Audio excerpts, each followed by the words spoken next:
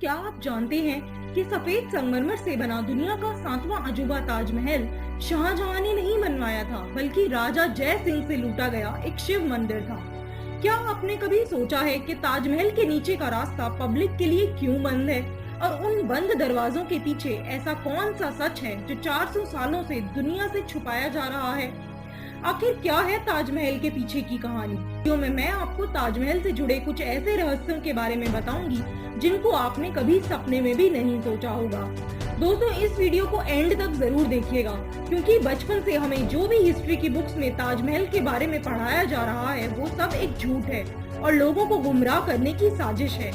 एक भारतीय होने के नाते आपको पूरा हक है कि आप पूरे सच को जानें। वीडियो देखने के बाद हमें कमेंट करके अपने विचार जरूर बताइएगा।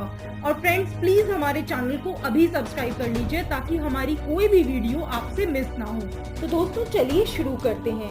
इन तथ्यों को सुनने के बाद आपके पैरों तले जमीन खिसक जाएगी। दोस्तों, सबसे बड़ा झूठ तो ये है कि ताजमहल शाहजहां ने अपनी बेगम मुमताज महल की याद में बनवाया था, और ताजमहल के नाम को भी इसी से जोड़ा जाता है कि मुमताज महल का मम हटा दो तो ताजमहल ही निकल कर आता है।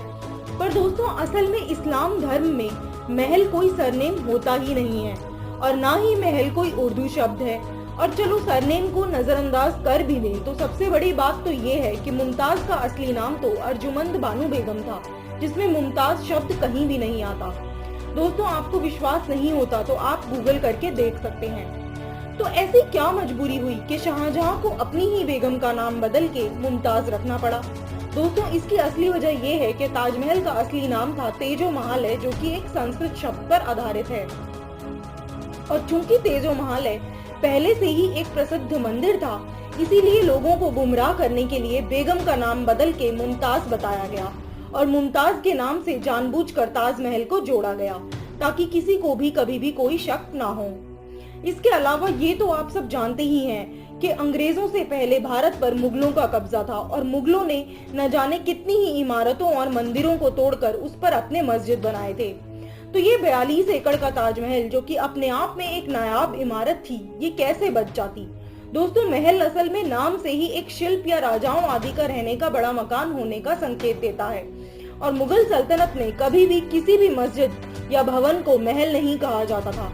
महल शब्द ही राजपूतों और साम्राज्यों द्वारा एक आलीशान मकान को कहा जाता था। तो अगर ताजमहल शाहजहां ने बनवाया होता तो क्या इसका नाम ताजमहल रखा होता? तो दोस्तों, इन दोनों तथ्यों से ये साफ हो जाता है कि ताजमहल शाहजहां ने अपनी बेगम मुमताज महल के लिए बनवाया। ये महज एक मनगढ़ंत कहानी है जो जानबूझकर लोगों को गुमराह करने के लिए फैलाई गई। चलिए दोस्तों, अब बात करते हैं ताजमहल की बनावट की। दोस्तों, क्या आपने कभी नोटिस किया है कि ताजमहल की दीवारों पर ओम लिखा हुआ है? चलिए दीवारें छोड़िए, ताजमहल के गुंबद पर भी एक हिंदू मंदिर होने का संकेत है। दोस्तों, ताजमहल तो आप सबने देखा होगा, पर शायद इतने ध्यान से कभी नहीं देखा होगा। दोस्तों, ये तस्वीर है ताजमहल के बाहरी गुंबद की। तो ये दूर से त्रिशूल जैसा प्रतीत होता है। अगर मैं आपको जूम इन करके दिखाऊं तो आप देख पाएंगे कि गुंबद के शिखर पर जो आकृति है ये नारियल जैसी लगती है। उसके नीचे आम के पत्ते और इसके भी नीचे एक कलश नजर आता है। इसी तरह का सेटअप किसी भी पूजा के समय मंदिरों में या घर में भी कोई पूजा होती है तब देवताओं का आवाहन करने के लिए बनाया जाता है। इसके अलावा जो 4 मार्बल के बड़े बड़े पिलर्स हैं, इस तरह के पिलर्स भी मंदिरों में ही पूजा के लिए बनाए जाते हैं। ऐसे अलग स्टाइल का पिलर कभी मस्जिदों में नहीं बनवाया जाता। अब अगला सबूत मैं आपको बताती हूँ। ताजमहल के अंदर की मेन जगह जो पब्लिक के लिए ओपन है, वहाँ दीवारों पर आपने ये नक्काशी जरूर देखी होगी। दोस्तों, ये एक धतूरे के फूल का संकेत है जो शिवजी को चढ़ाया जाता है। साथ ही आपको ओम की कलाकृति की भी छवि दिख रही होगी। इसके अलावा ताजमहल की एंट्रेंस वाली दीवारों पर जो नक्काशी है उसमें आपने फूल पत्तियां देखी होंगी, पर दोस्तों अगर आप ध्यान से देखें तो बीच में कमल भी नजर आता है, जिसको और ध्यान से देखने पर एक सफेद त्रिशूल की भी छवि नजर आती है। शायद अब आपको थोड़ा थोड़ा शक हो रहा होगा कि ताजमहल एक मंदिर भी हो सकता है। तो दोस्तों, आगे आप खुद ही आइडिया लगा लीजिए कि ताजमहल में कमल कैसे आया, क्योंकि दुनिया में किसी भी मस्जिद में तो कमल वाली आकृतियां होती ही नहीं है। ये आकृतियां तो सिर्फ मंदिरों में नजर आती हैं। आपको यहाँ ऊपर उर्दू लिखाई में एक पट्टी भी नजर आ रही होगी। दोस्तों ये पट्टी शाहजहां ने ताजमहल को राजा जय सिंह से लूटने के बाद इस तरह की निशानी जानबूझकर बनवाई, जो कि कोई बड़ी बात नहीं है। तो इसके अलावा ताजमहल में एक कुआं भी है और ये भी एक प्राचीन मंदिर होने का ही संकेत देता है, क्योंकि मंदिरों में पानी का एक कुआं होना कंपलसरी होता था ताकि शिवजी या अन्य भगवानों को सुबह की पूजा के वक्त जल चढ़ाया जा सके। लेकिन आपने देखा होगा कि कभी भी किसी भी मस्जिद में इतना बड़ा जल स्रोत नहीं देखा जाता और ना ही बनाया जाता है। चलिए दोस्तों, अब आते हैं साइंटिफिक रीजनिंग और एविडेंस पर। दोस्तों, कार्बन डेटिंग टेस्ट का नाम तो आप सबने सुना ही होगा। ये एक ऐसी टेक्निक है जिससे किसी भी वस्तु की एज पता चल जाती है। दोस्तों, 1974 में एक अमेरिकी साइंटिस्ट मार्विन मिल्स ने किसी तरह से ताजमहल के नीचे के दरवाजे, जो यमुना नदी की साइड खुलता है, उस दरवाजे का टूटा हुआ छोटा सा लकड़ी का टुकड़ा वो शख्स अपने साथ ले गया था। और वहाँ पर अमेरिका की लैब में जब उसने कार्बन 14 टेस्ट किया तो पाया कि वो शाहजहां की राजा बनने से भी 300 साल पहले का है।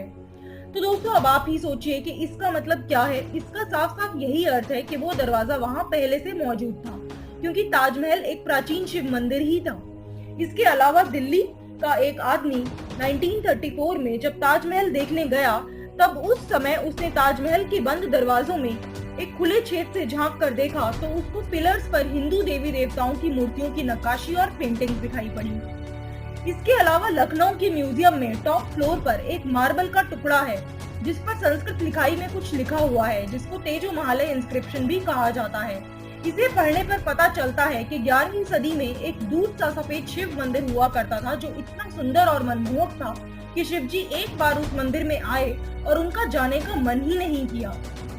हालांकि गवर्नमेंट ने इन सभी सबूतों और घटनाओं को कार्बन टेस्ट की ही तरह नजरअंदाज कर दिया ताकि भविष्य में कभी भी कोई विवाद नहीं हो। और दोस्तों, बड़ा सवाल ये भी है कि चलो 22 कमरे और ताजमहल का बाकी का हिस्सा सरकार ने बंद किया सो किया, लेकिन क्यों ताजमहल के अलग अलग हिस्सों की कार्बन डेटिंग की परमिशन आर्कियोलॉजिस्ट को नहीं दी जाती? इसके पीछे क्या कारण हो सकता है? तो दोस्तों, आपका इन तथ्यों के बारे में क्या कहना है? आप प्लीज हमें कमेंट करके बताएं।